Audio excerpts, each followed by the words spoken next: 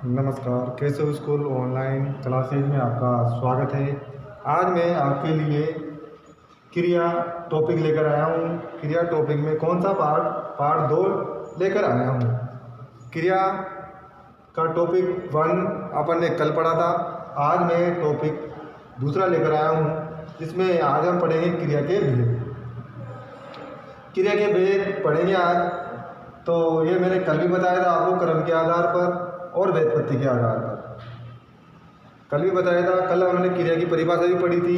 किसी भी कार्य को जिन शब्दों के द्वारा किसी भी कार्य के करने या होने का बोध होता है उसे क्रिया कहते हैं। जैसे खाना, पीना, धोना, रोना, सोना, नहाना, उठना, बैठना, ये सब क्या है? क्रियाएं हैं। कुछ भी काम करेंगे हमें उसके लिए हमें क्रिया करनी पड़ती है।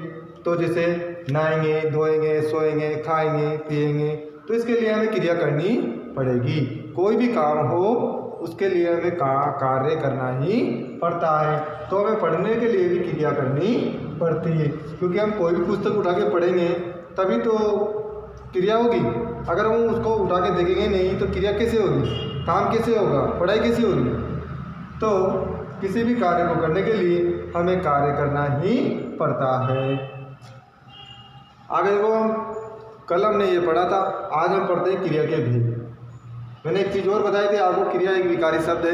विकारी शब्द से मतलब है कि विकारी शब्द वो होते हैं जिनमें कारक, रूप, लिंग, वचन आदि के आधार पर क्या हो जाता है? रूप परिवर्तन हो जाता है। मैंने एक उदाहरण भी दिया था आपको, जैसे राम पढ़ता है दिया था, तो इसमें पढ़ता है क्रिया है। अब यहाँ पर लिख दिया मैंने सीता पढ़ती है, सीता पढ़ती है। तो पढ़ना, पढ़ता है और पढ़ती है, क्रिया चेंज हो गई। यानी कि ये क्रिया पुल्लिंग में है और एक क्रिया स्त्रीलिंग में है। तो हुआ कि नहीं हुआ रूप परिवर्तन? और ये हो गई स्त्रीलिंग में। तो ये क्रिया तो हो गई स्त्रीलिंग में और एक क्रिया हो गई पुल्लिंग में। तो यानी क्रिया में रूप परिवर्तन हुआ कि नहीं हुआ? किसके आधार पर? लिंग के आधार पर। किसके आधार पर? लिंग के आधार पर। अब हम पढ़ते हैं क्रिया के भेद। क्रिया के भेद है कर्म के आधार पर और व्युत्पत्ति के आधार पर। कर्म के आधार पर और व्युत्पत्ति के आधार पर। तो कर्म के आधार पर क्रिया के 2 भेद होते हैं, सकर्मक क्रिया और अकर्मक क्रिया। आपने पढ़ रखा है, आपने बहुत बार इस पे पढ़ाई की है, लेकिन वही कार्य अपन आज एक बार और पढ़ते हैं और बार बार पढ़ेंगे जहाँ तक हमारे कोर्स में आता जाएगा। तो आज हम पढ़ते हैं सकर्मक क्रिया और अकर्मक क्रिया के भेदों के बारे में। तो सकर्मक क्रिया क्या होती है और अकर्मक क्रिया क्या होती है?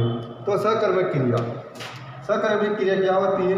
तो उसमें देखो, वाक्य में प्रयुक्त क्रिया का फल, वाक्य में प्रयुक्त अर्थात वाक्य में प्रयोग की जाने वाली क्रिया का फल जब कर्ता के अतिरिक्त, कर्ता पे तो पड़ेगा ही सही, लेकिन कर्ता को छोड़कर यानी कर्ता के अतिरिक्त कर्म पर पड़े। किस पर पड़े? कर्म पर पड़े। कर्म क्या? काम, कार्य, उस पर पड़े तो क्रिया क्या होगी? सकर्मक होगी। क्या होगी? क्रिया सकर्मक क्रिया होगी। जैसे वाक्य में प्रयुक्त क्रिया का फल जब कर्ता के अतिरिक्त कर्म पर पड़े तो क्रिया क्या होगी? सकर्मक होगी। जैसे कि मैंने यहाँ लिख दिया, राम पुस्तक पढ़ता है। राम क्या पढ़ता है? पुस्तक पढ़ता है। क्या पढ़ता है? पुस्तक। अब मैंने यहाँ क्या शब्द लगा दिया ये। राम पढ़ता है, क्या पढ़ता है? पुस्तक पढ़ता है। तो ये क्या हो गया? कर्म हो गया। क्या हो गया? कर्म हो गया। राम क्या हो गया? कर्ता हो गया। क्रिया क्या हो गई? पढ़ता है क्रिया हो गई।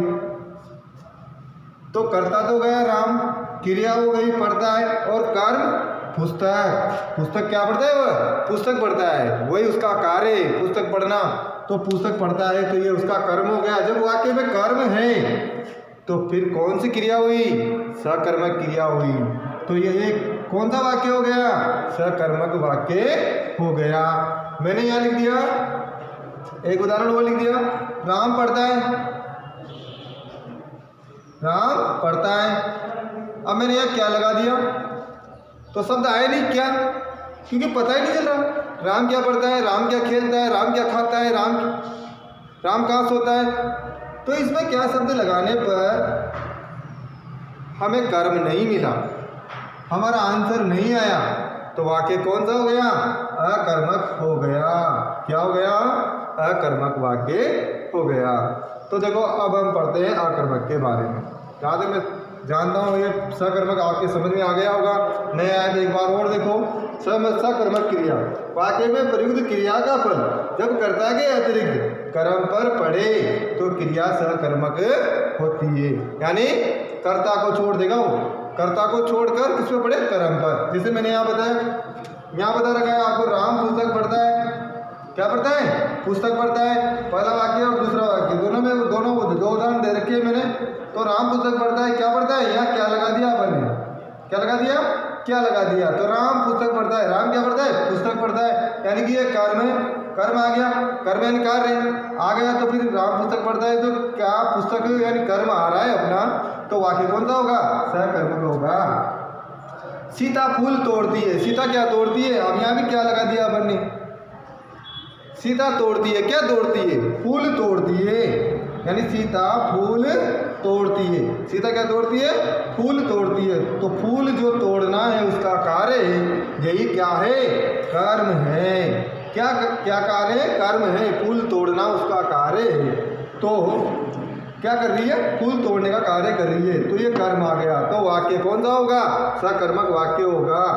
ऐसे भी करके देख लो, ये तो हो गया यहाँ पर कर्ता, ठीक है, ये हो गई क्रिया और ये इसका कर्म हो ही गया।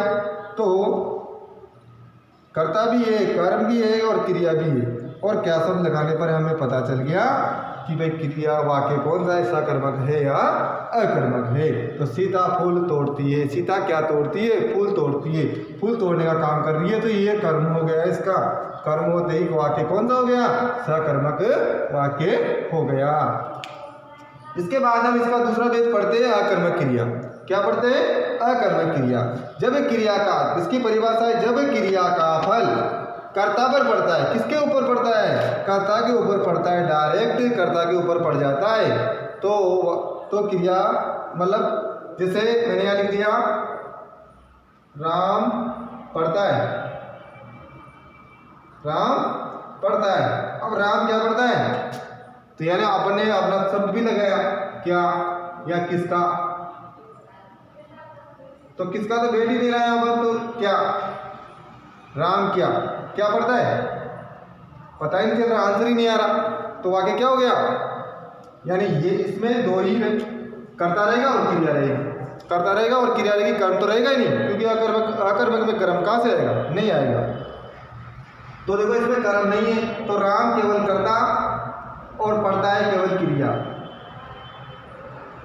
इसमें कर्म तो है ही नहीं। तो कर्म नहीं है तो क्रिया कौन सी होगी, अकर्मक होगी। जैसे परिभाषा इसकी, जब क्रिया का फल कर्ता पर पड़ता है, क्रिया का फल किसके ऊपर पड़ता है, डायरेक्ट कर्ता के ऊपर पड़ता है, और कर्ता का किसके ऊपर पड़ता है, क्रिया के ऊपर पड़ता है, तो क्रिया अकर्मक होती है।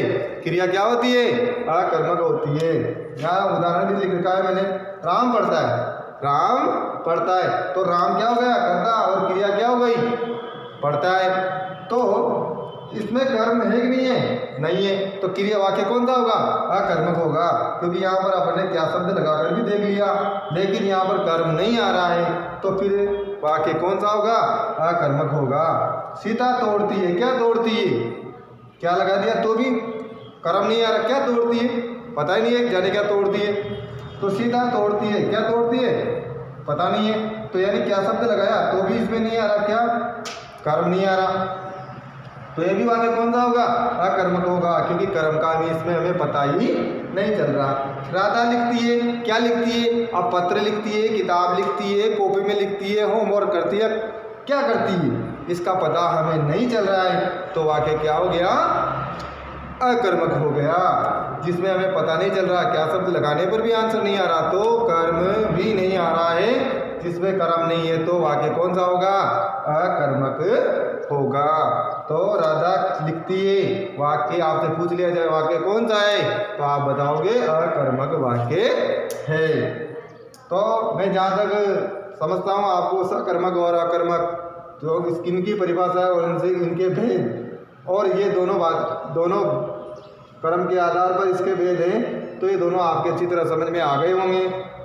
जो बच्चे इसको देख रहे हैं विद्यार्थी वो इसका स्क्रीनशॉट भी ले सकते हैं।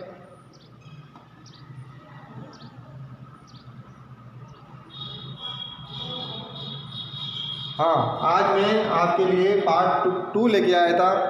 पार्ट 1 हमने अपन ने कल पढ़ा था क्रिया में, आज पार्ट 2 लेके आया हूँ। कल मैं आपके लिए पार्ट 3 लेकर आऊँगा। तो आज के लिए इतना ही। नमस्ते।